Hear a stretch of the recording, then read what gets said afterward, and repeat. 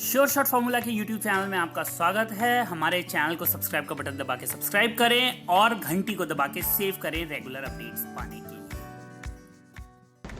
सरस्वती नमस्तुभ्यं वरदे काम रूपिणी विद्यारंभम करिष्यामि सिद्धिर्भवतु मे सदा। ओम जय मां सरस्वती। नमस्कार दोस्तों, श्योर शॉट फॉर्मूला के यूट्यूब चैनल में आपका स्वागत है। 15 अक्टूबर 2023 रविवार का दिन है। इस वीकेंड स्पेशल वीडियो में मैं आप सभी का स्वागत करता हूं। लास्ट वीक वीडियो नहीं बना पाया, तबीयत ठीक नहीं थी इस वजह से, लेकिन इस हफ्ते डिटेल्ड वीकली स्पेशल एनालिसिस लेकर आ गया हूं। कॉपी पेन तैयार रखें, लेकिन कुछ भी करने से पहले सेल्फ एनालिसिस ज़रूर करें और किसी सर्टिफाइड फाइनेंशियल एनालिस्ट की सलाह ज़रूर लें। गोल्ड में दोस्तों पिछले हफ्ते जो न्यूज़ आई, पिछले वीकेंड में जो न्यूज़ आई, क्या न्यूज़ आई? न्यूज़ ये आई कि हमास ने इजराइल पर अटैक किया। बहुत विस्तार में बात नहीं करेंगे, लेकिन हमास ने इजराइल पर अटैक किया, 5000 से ज़्यादा रॉकेट छोड़े और उसके जवाब में इजराइल ने वापस रिटेलिएट किया। गाज़ा में लगातार बमबारी चल रही है। वेस्ट बैंक के इलाके पे कब्जा करने के लिए जो सेना है इजराइल की वो खड़ी हुई है। अलग अलग देश दो पक्षों में बटे हुए हैं। कुछ पक्ष ऐसे हैं जो इजराइल का समर्थन कर रहे हैं और हमास का, फिलिस्तीन का मुखालफत कर रहे हैं, और कुछ ऐसे हैं जो फिलिस्तीन के समर्थक हैं, वहाँ के लोगों का समर्थन कर रहे हैं और इजराइल के अटैक को, डिसीजन को, रिटेलिएशन को गलत बता रहे हैं।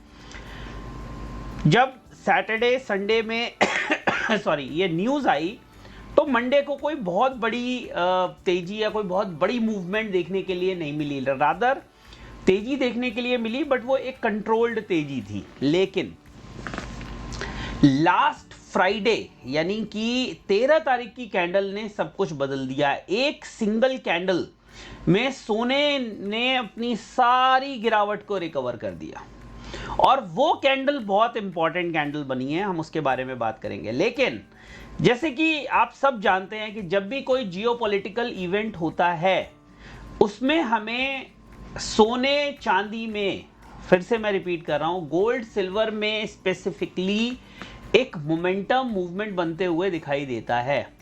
अब वो सस्टेन करता है कि नहीं करता है, ये एक बड़ी बात है, क्योंकि अगर आप रशिया यूक्रेन में देखेंगे जाके, या और भी इससे पहले के ग्लोबल इवेंट्स में, जब भी कोई भी तेजी बहुत जल्दी आती है या कोई भी मूवमेंट बहुत जल्दी आती है तो जनरली वो फिजल आउट हो जाती है, रिवर्स हो जाती है। मैं ये बिल्कुल नहीं कह रहा कि ये भी मूवमेंट हो जाएगी, लेकिन अगर इतिहास में आप देखेंगे तो ऐसा हुआ। जैसे रशिया यूक्रेन की बात कर लेते हैं। सबसे पहले चार्ट पे आपको लेके चलते हैं और वीकली कैंडल दिखाते हैं। 57,000 का लो पोस्ट हुआ, जो कि देखने के लिए नहीं मिला। लो देखने के लिए 380-90 के आसपास का मिला है, 57-380-90। और हाई पोस्ट हुआ 59,430 या 35 का, 59,439 का। मार्केट 59,415 पे बंद हुई है। एडजस्टेड क्लोजिंग 408 की है, मतलब वीकली डेली हाई पे ही हमें मार्केट में क्लोजिंग आई दी। अब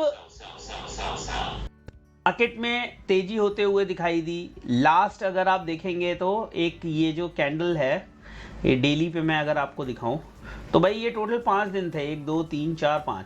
यहाँ पर हमें एक गैप डाउन ओपनिंग दिखी, धीरे धीरे मार्केट ऊपर की तरफ बढ़ी, लेकिन ऐसी जो तेजी थी वो आपको इस पर्टिकुलर कैंडल में बनती हुई दिखाई दी। ओवरऑल अगर हम बात करें तो मार्केट जो है वो लो से, जो 56,300 के आसपास का जो लो पोस्ट हुआ, वहां से हमें 411 का, दिसंबर कॉन्ट्रैक्ट में 411 का जो लो पोस्ट हुआ, वहां से 3000 पॉइंट की रिकवरी स्ट्रेट अवे हमें गोल्ड के प्राइसेस में होते हुए दिखाई दी। और चार्ट पैटर्न सब कुछ नेगेटिव थे, लेकिन एक चीज जिसने हेल्प किया इस रिकवरी को, जिसने फ्यूल किया, फिर उसके बाद शॉर्ट कवरिंग आई। फ्राइडे की जो मूवमेंट थी वो आप शॉर्ट कवरिंग को एट्रीब्यूट कर सकते हो। एंड सिंगल डे में 1500 पॉइंट, मुझे याद नहीं है इससे पहले कि कब मैंने एक दिन में गोल्ड के अंदर 1500 पॉइंट की तेजी देखने के लिए मिली। देखिए यहां पर एक तेजी हुई थी, लेकिन ये सेम डे में आप देखिए ये भी जो मूवमेंट आई थी, आपको याद होगा ये मार्च की मूवमेंट आपको दिख रही होगी। ये भी जो मूवमेंट थी इसी तरह की बहुत तेज, ये फरवरी में जब युद्ध शुरू हुआ था तो ये मूवमेंट आपको देखने के लिए मिली थी। गोल्ड नीचे से चलना शुरू हो गया था, नवंबर से चलना शुरू हो गया था, और नवंबर में अगर आप देखेंगे तो लो जो बना था 50,000 के आसपास का बना था।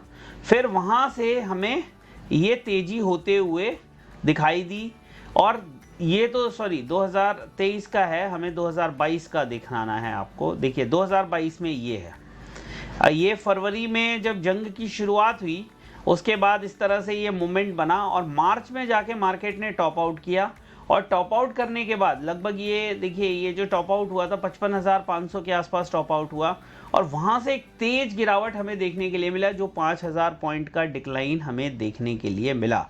और उसके बाद फिर मार्केट एक दायरे में ही रही, फाइनली जो बॉटम आउट होते हुए दिखाई दी, और वो दिखाई दी अक्टूबर के आसपास। अब ये जो मूवमेंट है ये देखना पड़ेगा नेक्स्ट वीक में, जो मंडे ट्यूसडे में कैंडल बनती हैं वो इसे ब्रेकआउट दे पाती हैं या नहीं। तो ब्रेकआउट कहाँ पे होगा, सबसे पहले तो हम ये देख लेते हैं। देखिए ये एक इम्पॉर्टेंट पॉइंट है, और दूसरा ये इम्पॉर्टेंट पॉइंट है, मैं आपको दोनों बताऊंगा।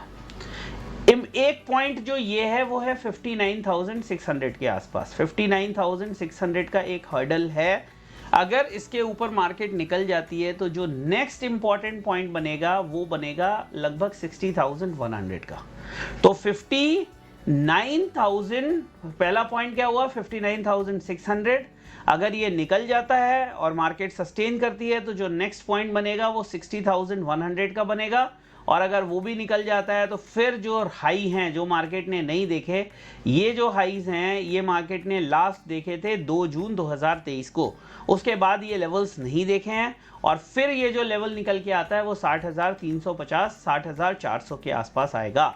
Late me repeat, the first level of resistance will be at 59,600, the second level of resistance will be at 60,100, और final level of resistance will be at 60,400।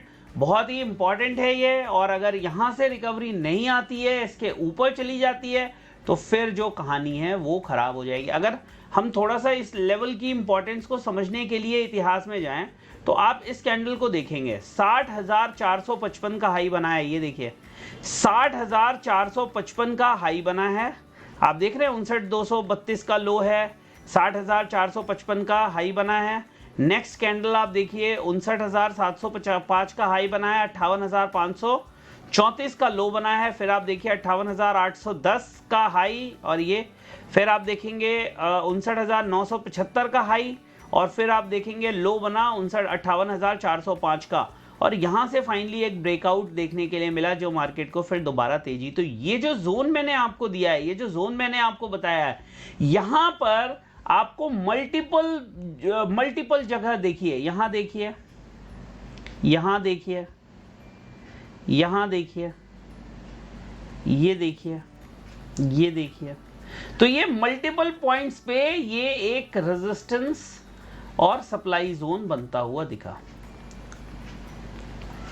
जो सेलर हैं, जिन्होंने सेल कर रखा है या जो सेल करने की सोच रहे हैं, दो अभी जो ट्रेंड है जब मैं बात कर रहा हूं आपसे, that is extremely positive because of news.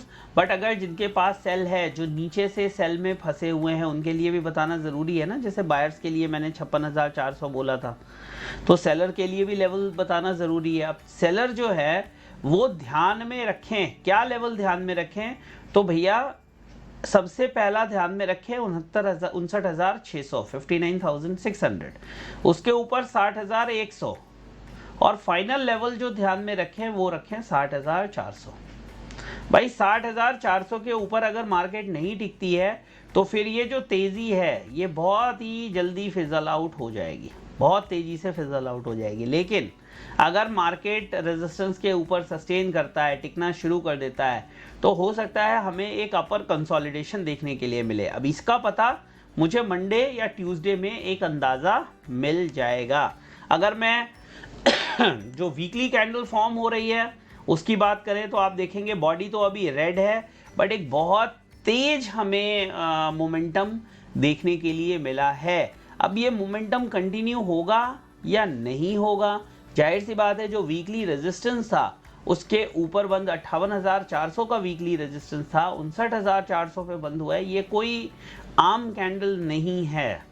आप देखिए इस तरह की जो ये कैंडल आप देख रहे हैं, ये 56,353, ये देखिए इसको, ये वाली जिसकी मैं बात कर रहा हूँ, इसका लो देखिए 56,353, 59,461 दिख रहा है आपको। फिर आप नेक्स्ट कैंडल देखिए 60,455 और 58,462, ये देखिए ये वाली कैंडल की मैं बात कर रहा हूँ। और फिर इसके बाद की कैंडल, तो ये बड़ी कैंडल में से आपको हो सकता है कि एक करेक्शन कंसोलिडेशन देखने के लिए मिले। भाई साहब अब मिनिमम कम से कम एक गिरावट जो चाहिए वो चाहिए 58,400 के नीचे सस्टेन करना होगा गोल्ड को कम से कम। ये ब्रेकआउट पॉइंट था, तो अब यही ब्रेकडाउन पॉइंट बनेगा 58,400 या इसको 300-100 पॉइंट का दायरा मान लें। अगर इसके नीचे वापस मार्केट चलने लगती है, सस्टेन करने लगती है, ऊपर में रेजिस्टेंस तो मैंने आपको बता दिए।